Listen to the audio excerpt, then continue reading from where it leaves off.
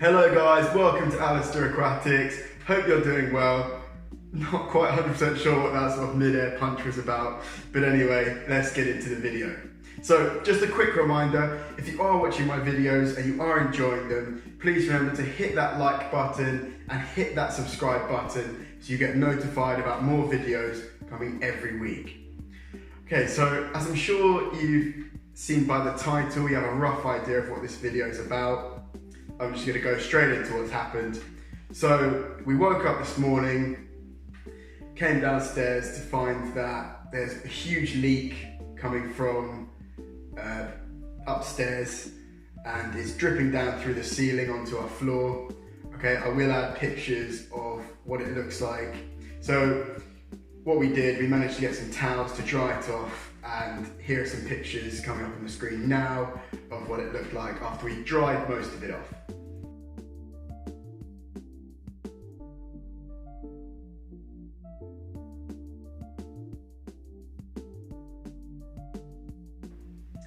Yeah, so not that great, but luckily I was in for the day, so I put the heating on, opened the windows to try and get a bit more circulation, a bit more heat in the room, and it's dried off pretty well. One of the odd side effects to this is that some of the power in the house hasn't been working. Now, for two of the rooms downstairs, water is literally dripping out of the light fixture in the ceiling. Okay, so I thought, yeah, no, those lights aren't going to be working. What I found throughout the day is lots of sort of weird places in the house. The power's not working. The fridge in our kitchen has stopped working. A couple of the outlets around the house aren't working. So we have got an electrician coming and we've had a plumber take a look as well, and hopefully we will get the problem resolved. What happened is that when we had our showers in the morning, there's a pipe literally just beneath the shower that's meant to take that water away, and the pipe just exploded. So all of that water from the shower, okay, there were two showers that happened this morning. So all the water from those two showers basically ended up flooding through the ceiling into the dining room and the lounge. Okay, so not ideal by any means, but we've realised what the source of the problem is, so we're hopefully going to get it fixed soon. And throughout the day, I've been in the house, I've been keeping an eye on things, I've been washing towels because we had to use loads of towels to dry up this flood in our dining room and our lounge.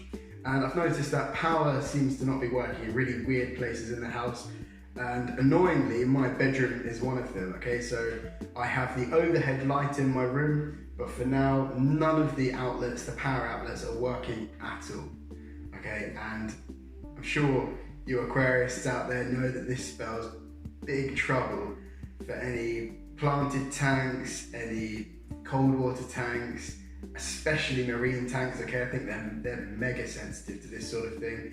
In the past, when I've kept marine tanks, yeah, any sort of power outage was something that I was really afraid of, because you have to keep that high circulation. But luckily in my room at the moment, all I have is two planted tanks. Okay, it took me a while to even realise that the power had gone out from my room. I had a look at the tanks and realised the water wasn't moving at the top, and I thought, that's odd. Had a look at the other one, and the filters on both tanks weren't working, and I checked the temperatures and they both dropped from 80 down to 70. Now in each tank I have a Siamese fighting fish. Okay, so these guys want to be around 80 degrees, 79 degrees, something like that to be happy. So I thought, right, I need to get to action, I need to sort something out. So what I ended up doing, there is a room upstairs, luckily, that the outlets are still working. I managed to get a huge extension cord from the garage and I've run it all through the hallway upstairs into my room, and it's only got 4 outlets on it. Luckily that's enough for a filter and a heater to be plugged into for each tank.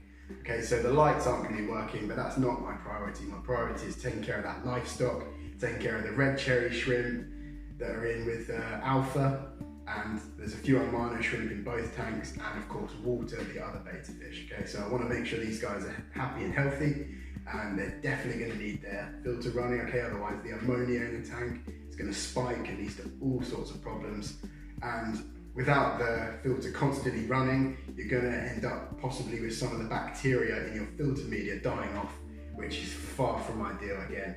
So I knew I needed to get the temperature back up to what it used to be, and I needed to get the filters running as quick as possible. So luckily I got that all sorted out, and what I'll do now is I'll show you what the setup is like in my room. It's a bit messy, please bear in mind today's been a bit of a struggle, but it's times like this where you've really just got to power through, focus on the most important things and get them sorted. Okay, so I'll catch up with you in a bit. Okay, so as you can see here, just got an extension lead running into my room. What I've tried to do is really make sure it's tucked in to the edge of the hallway just to make sure no one trips up. And to come into my room, again, please excuse the mess. Here are my 2 tanks.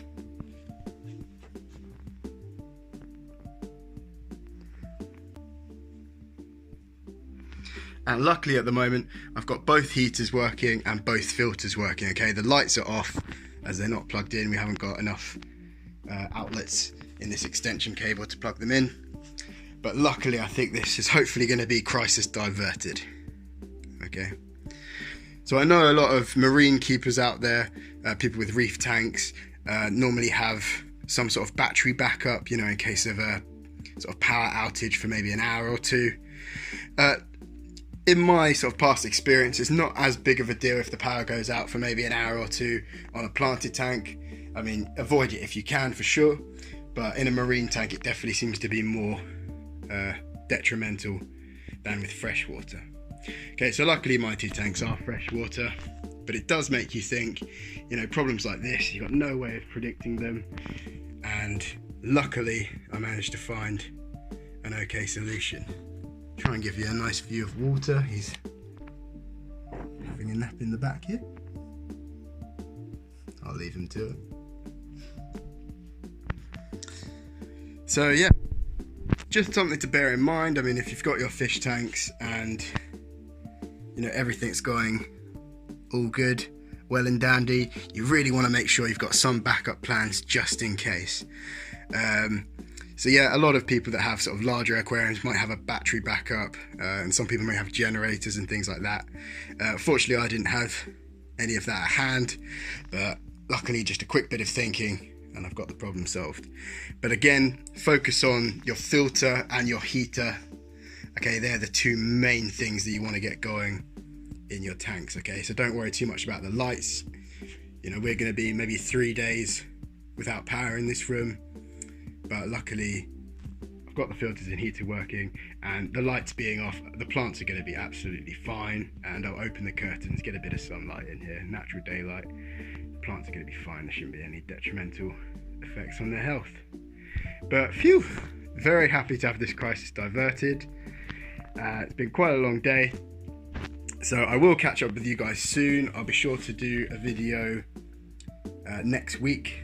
I'm just going to need a bit of time to sort out the flooding problem and make sure that we've got all that sorted before I go focusing on anything more fish tank related.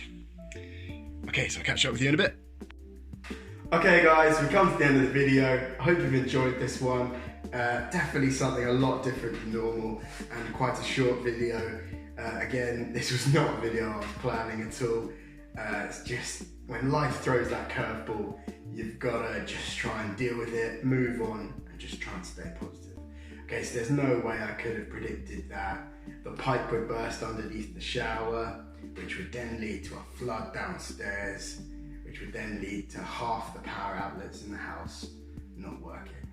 You know, so sometimes in life you can't be prepared for everything. You've just got to find the best solution you can and sort the most important things first. Okay, so the main thing, if your fish tank loses power, you have a power outage, maybe you've got some batteries or a generator, but you can only plug in a certain amount of things, make sure you focus on the filter and the heater. Okay, so if you've got tropical fish, they're going to need the temperature to remain around 80 degrees, depending on the species, and you're always going to want to get that filter going as quick as you can as well. Things like the light, that can wait. Even in a planted tank, I'm not worried leaving the lights off in that tank for 2 or 3 days. They could be absolutely fine. What I was worried about was when the temperature had dropped and I noticed the filters weren't working. Okay, so sometimes life is going to throw these curveballs. luckily, silver lining, the fish tank behind me didn't lose power, although strangely the fridge in the kitchen did, as did the lights above me. Okay, so apologies for the lighting in this video, it's not as good as normal, just because the lights above me literally don't work anymore. Funny quick story about, well, I don't know if it's funny, a bit traumatic, quick story about the guys behind me. When I moved here, I transported my goldfish in a big plastic tub, something you might use in your house for storage. And it was only maybe about half full. And I put it in the back of my car, had a seatbelt around it, drove to the house. Luckily the drive wasn't too long, and I got their tank set back up with their established filter media, and I just filled the tank up, and I was just moving the tub with the goldfish in it over towards to be closer to the tank. Okay, and they were in their tub in the utility room, which is just through this door over here. And as I picked up the tub, to my horror, it cracked in half and my goldfish went flying across the kitchen floor here, as did about 20 gallons of water. So within the first day of moving here, I flooded half the kitchen and thrown all my goldfish unintentionally across the kitchen floor. So my brain went into panic mode. Luckily I had the tank filled up, thank goodness, so I just grabbed all of the fish, threw them straight in the tank just with my hands. It was the quickest solution I could think of, and luckily no one was hurt, no one was, I think, well, maybe they were traumatised, I have no way of knowing, but luckily no one was hurt and they're all fine now. So it just goes to show you, with this hobby, fish keeping, you know, things do happen. Your aquarium could spring a leak, the power could go, just the box you're transporting your fish in could break. And, you know, at times it's not something you can always predict. You know, I think some people who maybe have marine tanks, okay, they're going to be a bit more fragile in the terms of they're going to always want a good amount of circulation. So a lot of people I know that have marine tanks have some battery backups just in case. And I guess people with larger planted tanks, it might be a good idea to invest in something like that as well, because it's not something you can plan for. You know, you could sit there and tell yourself, it's never going to happen to me, and sometimes life just throws these curveballs at you. Okay, but fingers crossed, everyone looks okay. My beta fish are fine, the temperature in their tank is almost back to normal, their filters are back up and running, so I'm just going to keep an eye on them, and we've got an electrician and a plumber coming to sort this mess out, so fingers crossed that gets sorted as soon as possible. Hope you've enjoyed this video, and if you have enjoyed this video, don't forget to hit that like button and hit that subscribe button for more videos coming up. Okay, for those of you wondering if you should subscribe, I do promise that the rest of my content is a bit less gloomy than this. Okay, this is just one of those sort of freak events, something that I couldn't have predicted, but luckily I've got out of it without sort of too much of a crisis on my hands. Luckily the fish are okay, and that's the main thing. Okay, so I hope you've enjoyed this one. It's bye from me now. Have a good one.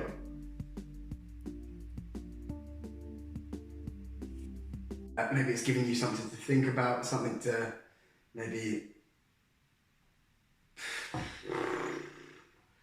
Oh, come on, brain. Try and do a video. Oh, sorry. Just come into this really much.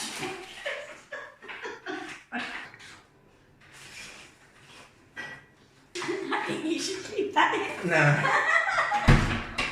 What do you mean, no? It's in there.